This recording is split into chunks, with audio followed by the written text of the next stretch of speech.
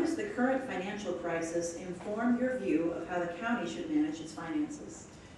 Well, this is why I'm a big fan of zero-based budgeting as opposed to line item incremental budgeting like they now use.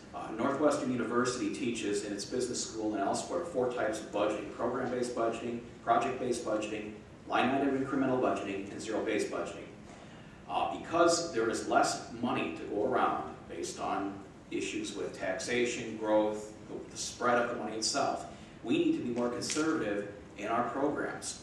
The only way to truly be conservative is, rather than, as Ms. Berry suggests, take a little from everyone, examine each program from the ground up every year and rebuild it under zero-based budgeting, which is a very difficult task. We suggested this when I was on the county board before, and one of the objections against it was from our department managers, because they said, oh my gosh, that's too much work. Well, it is more work for the management people on the first 1 or 2 years. But once you adjust to that type of a system, it's better. You could find waste in a program when you have to rebuild it each time, each year from the ground up, line by line, as opposed to just having an aboard-to-cross increase of so many percent a year. We are going to go through a period of a slump financially. We've done it before.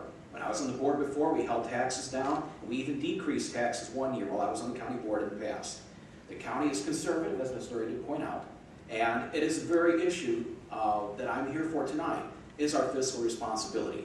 We can't just keep taxing the public.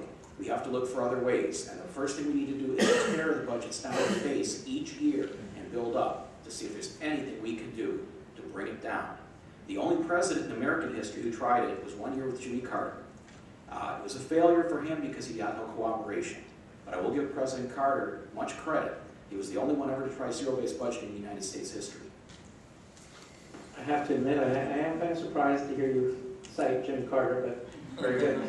I think I favor actually Pat Berry's approach more than I do my opponent's. It is a lot of work to go through and redefine your department year after year.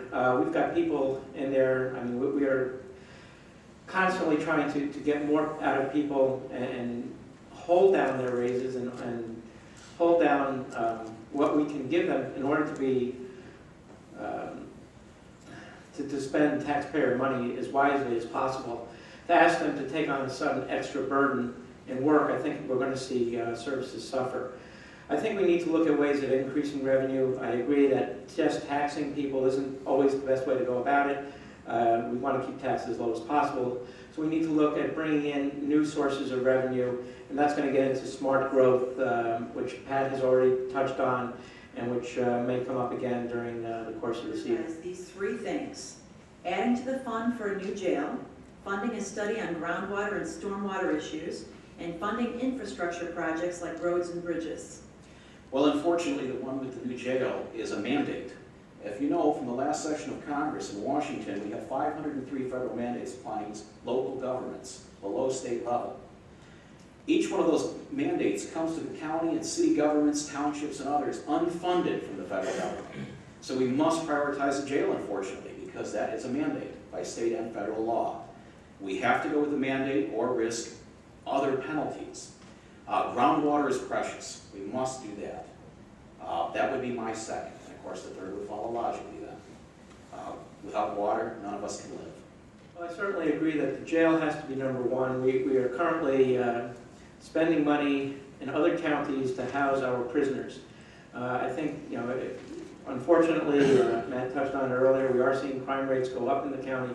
That means we're going to need more jail space.